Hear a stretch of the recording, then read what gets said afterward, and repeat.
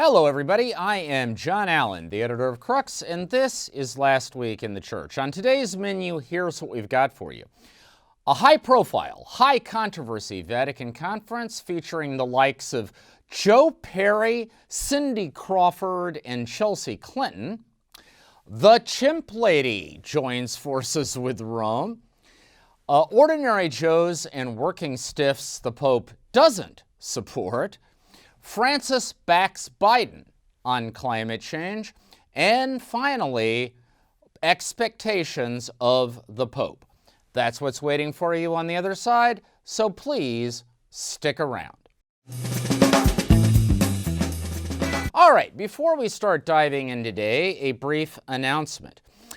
The team of hyper-intelligent, neuro-connected artificial intelligence empaths that we keep tethered in a special chamber of the Palace of Crux Catholic Media here in Rome has determined that this show will have a larger potential audience if we release it on Mondays rather than Fridays. Now, coming up with conclusions like that is precisely the reason we keep those empaths chained in our basement.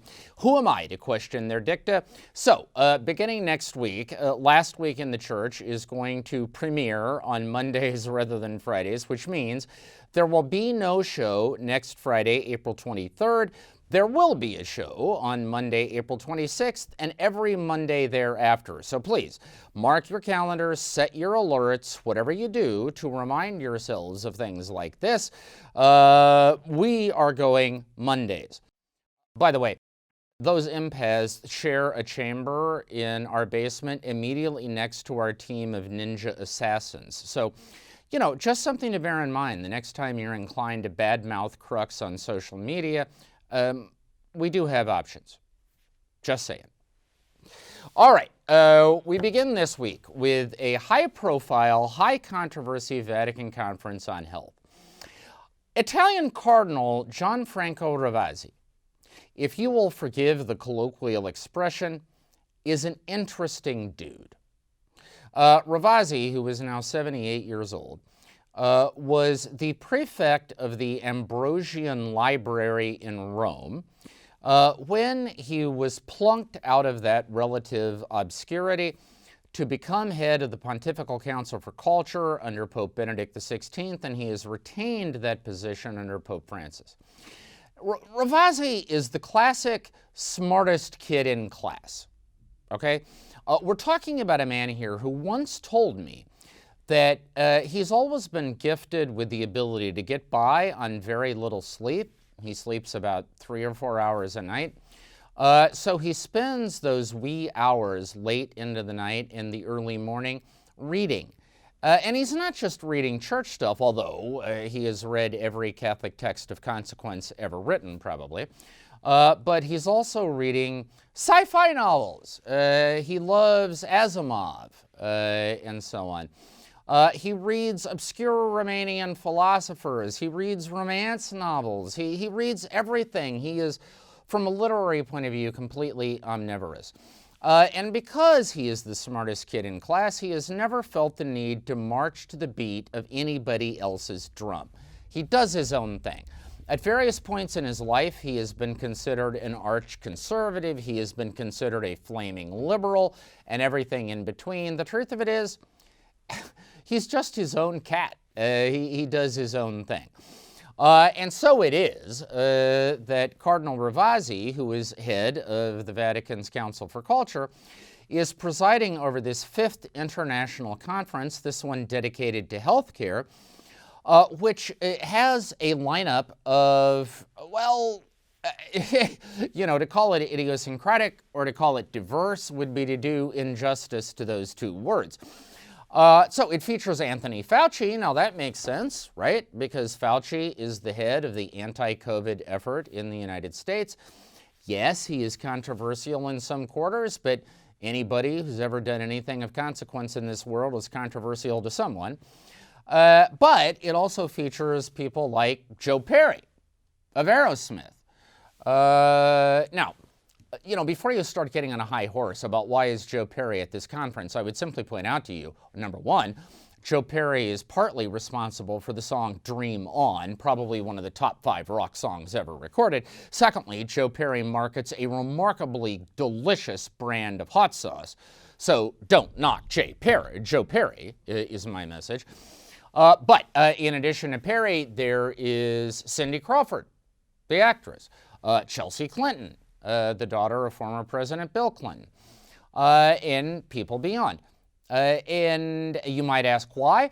Well, because all of them are involved in citizen activism around healthcare in one way or another, and that's one of the threads that this conference is intended to address. Now, of course, in certain Catholic circles, all of this has been a source of deep consternation. In one of the more predictable developments in recent memory, Italian Archbishop Carlo Maria Vigano, he of the great j'accuse against Pope Francis, accusing the Pope of covering up Cardinal McCarrick's sexual misconduct and abuse, who has since gone on to become kind of, I don't know, like the chaplain of the Catholic QAnon crowd, who sort of has this conspiratorial belief in the emergence of a liberal, secular, one-world government, and is accusing the Vatican under Pope Francis of being complicit in all of that. Archbishop Vigano issued a stinging sort of indictment of this conference. But that's sort of an extreme position. I mean, there certainly are far more reasonable and moderate Catholics who nevertheless would be troubled, I suppose, at the idea of the Vatican giving a platform to people who quite clearly represent values and worldviews at odds with Orthodox Catholic teaching. What this really comes down to is, what do you think the purpose of an invitation to speak at the Vatican is? Now, if you believe the purpose is to echo and agree with Catholic teaching, then that's one thing. If you believe, on the other hand, the purpose is to engage shapers of culture who may not share Catholic values and Catholic convictions, but nevertheless are people of influence, and the church needs to be in dialogue with these folks, then that leads to a very different conclusion. Obviously, Cardinal Ravasi and the team at the Council for Culture has embraced that second option. This conference is going to unfold May 6th through the 8th. I promise you full, exacting, detailed, saturation coverage on the Crux site. We will have this covered like saran wrap, ladies and gentlemen. That is cruxnow.com, cruxnow.com, so please follow it. All right. Second up this week, the Chimp Lady joins forces with Rome. On that lineup of speakers at the Conference for the Council of Culture will also be Jane Goodall, who is famous around the world as the foremost advocate, the leading research expert on chimpanzees, and also the foremost advocate for sort of the rights and dignity of chimpanzees. She will be speaking at that conference on health, but she also recently joined Cardinal Peter Turkson of Ghana, who is the prefect of the Vatican's dicastery for integral human development, and one of the closest aides, intimates, allies of Pope Francis in the Catholic hierarchy. He and Jane Goodall recently held a virtual press conference to talk about biodiversity and the importance of promoting biodiversity. Goodall, in the course of this virtual news conference, described Pope Francis as a source of hope for all humanity and praised what she saw as the Vatican's environmental advocacy and its increasing sensitivity to biodiversity. Cardinal Turkson, for his part, talked about the loss of biodiversity as one of the most significant consequences of global warming and global climate change, pledged the Vatican's support for the protection of biodiversity, and also praised the work and legacy of Jane Goodall. Now, once again, this is one of those things. that if you are a more sort of traditionalist Catholic that thinks the church really, for the most part, ought to restrict its energies to preaching the gospel in the strict sense and saving souls, then seeing a Vatican cardinal and spokesperson of the Pope shoulder by shoulder with Jane Goodall pitching biodiversity as a sort of burning contemporary ethical concern might rub you the wrong way. On the other hand, if you are one of those Catholics that likes the idea of the church being engaged in the social issues of the day, in the language of the Second Vatican Council, having concerns for the joys and hopes and also the sorrows and anxieties of modern women and men, then this is something that you're going to like. In any event, it is a remarkable thing. I mean, Jane Goodall is a big deal. She has a huge cultural footprint. There have been movies made about her, books written about her. There are lots of invitations that Jane Goodall gets that she doesn't take, all of which illustrates that no matter who you are, it is very difficult to say no to an invite from the Pope. All right, third on the lineup this week, ordinary Joes and working stiffs whose back the Pope doesn't quite fully have. So, in Italy recently, now this is hardly just in Italy, it's taken place all around the world, but Italy is particularly important, of course, because it's the Pope's backyard, right? In Italy recently, there have been protests against government-imposed restrictions as an effort to prevent the spread of COVID-19. Last week, there were protests by restaurant workers, so waiters and waitresses, kitchen staff, bus boys, and there were also protests by the national airline carrier Alitalia. So we're talking about pilots, flight attendants, baggage handlers, office workers, because of course both restaurants and air travel are industries that have been heavily impacted by the COVID crisis. In both cases, these workers took to the streets. In one case, they actually blocked a national highway between Naples and Rome in order to argue that they ought to be allowed to do their thing, that restaurants should be reopened, air travel should be cleared, that these restrictions, they argue, are killing them. They're making them poor, they're making it impossible for them to take care of their families. I mean, the signs were heartbreaking. It's like, we're not asking for a handout. All we want is to work. All we're asking is for the ability to do our jobs and make a living, take care of our kids, right? Now, ordinarily, working stiffs and ordinary Joes taking to the streets because they're being hampered by governments and big-time capitalism would be an automatic slam dunk in terms of getting a thumbs up from Pope Francis, the champion of the underdog. However, in this case, Pope Francis and his Vatican team not only didn't say anything, but the Vatican media here in Italy that writes and talks about the Vatican was full of conjecture that the Vatican was actually strongly against these protests, and Francis and the Vatican didn't say anything. They allowed that impression to stand. Why?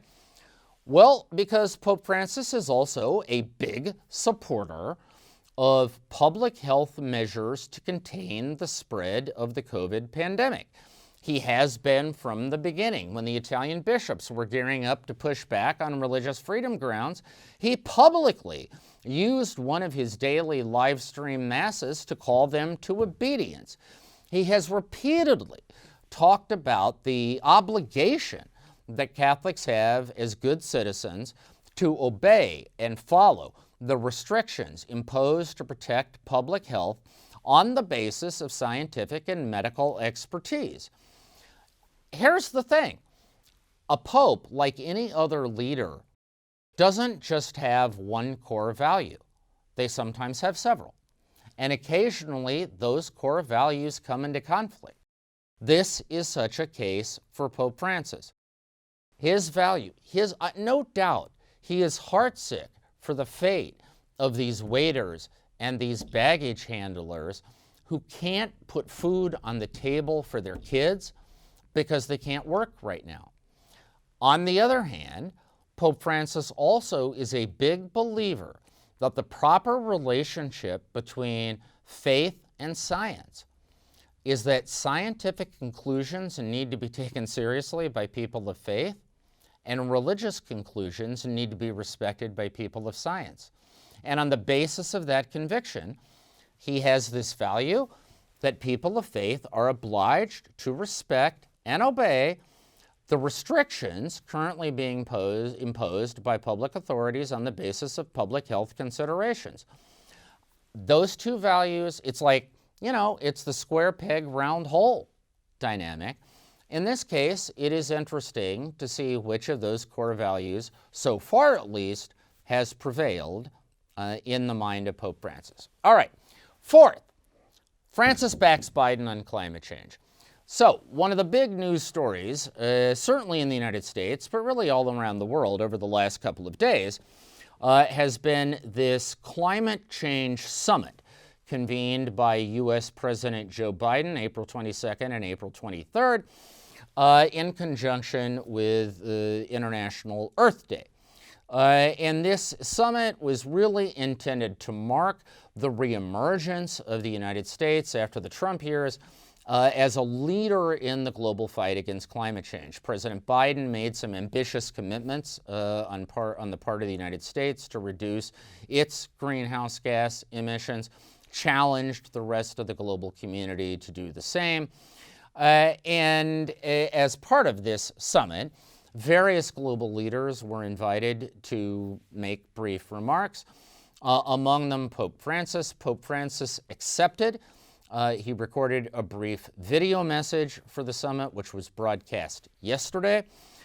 In this video message, Pope Francis talked about how humanity has a duty to heal, protect, and carry forward the environment for future generations. Now, of course, none of this is anything Pope Francis hasn't said multiple times since his encyclical Laudato Si on care for our common home in 2015. Pope Francis is well known as a champion of the global environmental movement and the fight against climate change.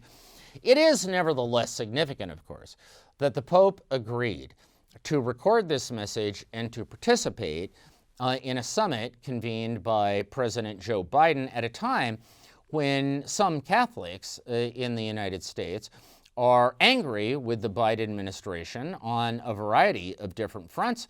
Most recently this week, the Biden administration filed an appeal against a federal court that had issued an injunction against a mandate as part of the healthcare reform program that would have required medical personnel in the United States to assist transgender individuals in sex change operations.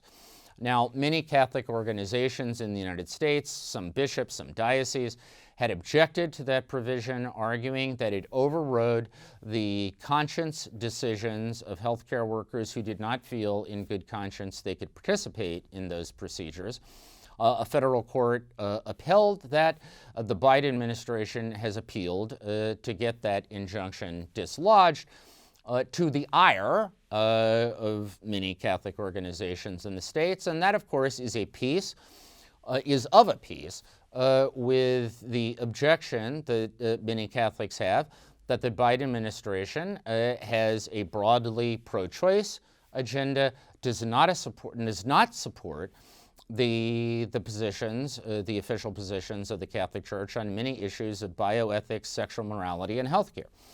And so there undoubtedly is grumbling in some sectors of American Catholic opinion that the Pope would agree to, in effect, join forces with President Biden on the climate change issue and, in effect, sort of give him an indirect papal pat on the back. This, however, is Vatican diplomacy 101. The approach of the Vatican through the ages has always been that you make your disagreements clear, but you don't allow those disagreements to shut down areas of potential collaboration, because if you do that, you will never accomplish anything. This is simply papal diplomacy in action. Remains to be seen, of course, what it might accomplish, but nevertheless, it is hardly a departure from the Vatican's typical playbook, and I would make this point. That playbook vastly predates Pope Francis. In the late 90s, the papacy of John Paul II had titanic battles with the Clinton administration in the States over reproductive rights, UN conferences at Cairo and Beijing, and the idea of abortion as an internationally recognized human right. And yet, 1 year later, in the Jubilee year of 2000, Pope John Paul and Clinton were shoulder to shoulder in favor for debt relief for the world's most impoverished nations. Similar things happened during the Benedict years. So object if you like, but don't see this as an idiosyncrasy of Pope Francis. This is simply time-honored Vatican diplomacy in action. All right, finally this week, expectations of the Pope.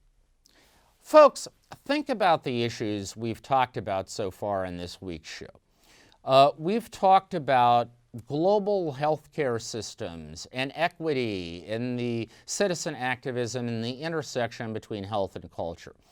We've talked about biodiversity. We've talked about the inevitable conflict posed between the authority of the state to defend public health in the middle of a global pandemic and its obligation to protect individual freedoms, and precisely where you draw the line. We have also, most recently, talked about climate change and environmental protection, and what's the obligation of the environmental community here. What's the scarlet thread running through that highly disparate set of issues? It's this: at least through a Catholic lens, the Pope is expected to have something to say on every one of those issues, and every matter beyond. Most recently, the Pope has been pressed for clarification of his position on the conflict in Ukraine, and the balance between not wanting to antagonize a global superpower in Russia, but at the same time not wanting to allow a small vulnerable state in Ukraine to be trampled by that superpower. The Pope is also expected to have something intelligent to say about Iraq and Syria. A couple days ago, he met with a senior government official from Lebanon. He's expected to have something trenchant to say about that situation. In other words, popes are expected to have something to say about every issue under the sun. And what this raises is the larger question of what we expect popes to be in the 21st century. I have said for years that the papacy, as we have come to understand it, is an impossible job. It's literally an impossible gig.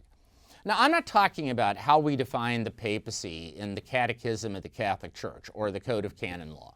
Okay, that's one thing. But I mean in the street, right? In terms of the popular mind, what do we expect popes to be? Well, we expect them to be masters of global geopolitics with something insightful to say about every issue under the sun.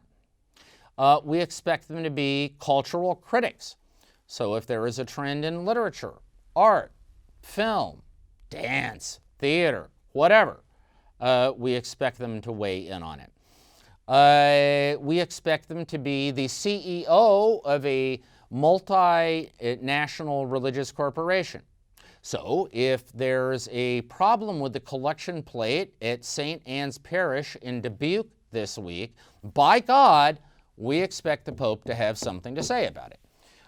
We also expect them to be master communicators. We want them to be on TV. We want them to be issuing CDs. We want them to be doing podcasts, whatever it is. We expect them to be able to, move and thrive in a multimedia universe. Oh, and we also expect them to be living saints. That is, role models of personal holiness. Now think about it. Honestly, folks, any one of those things is a life's work to do it well. I mean, you want to be a great CEO of a multinational corporation? That's all you do. You want to be a globally successful media franchise?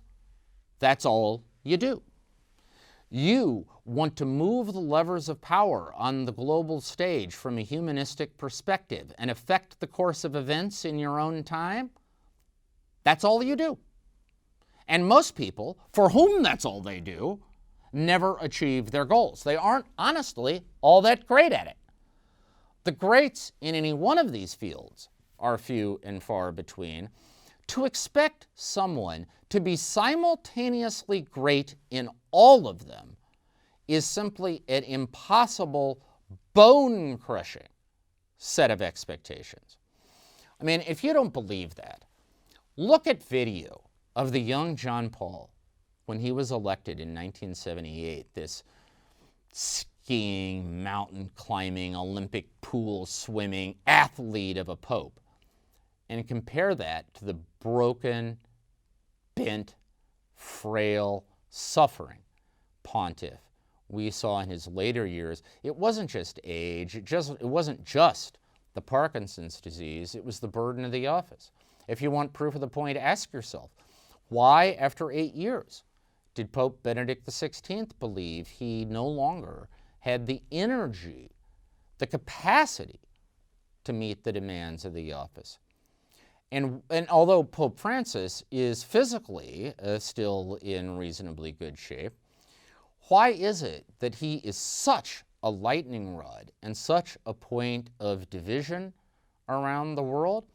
And why is it that there is this constant drumbeat of both adulation and objection to absolutely everything he does? And why is there constantly speculation about how much longer he can do it? Because, ladies and gentlemen, the truth of it is, we have defined the papacy in such a way that no fallible, frail, flawed human being can ever fully satisfy popular expectations. Now, is that all bad? No. I mean, shooting for the stars in aspiring to something great, these are not bad things. But I think it invites probably a degree of compassion and a degree of perspective for the next thing this pope or any pope does to which you object. Folks, the greatest hitters in baseball don't get on base 6 out of 10 times. Okay? A pope, once in a while, is going to reach and is going to miss. That is simply built into the equation, and it's part of, I think, a Christian perspective on what the nature of the papacy and what the nature of service to the church actually is. All right, that is our show for this week. If you like what you have heard here on Last Week in the Church, please give us a like, give us a thumbs up. Please subscribe to this program so you will be alerted when new ones are available. Do remember that the next Last Week in the Church will not be coming out next Friday, April 23rd, but rather next Monday, April 26th. In the, 10 days between now and then, stay safe, stay healthy, have a fantastic and blessed few days, and we will see you on Monday.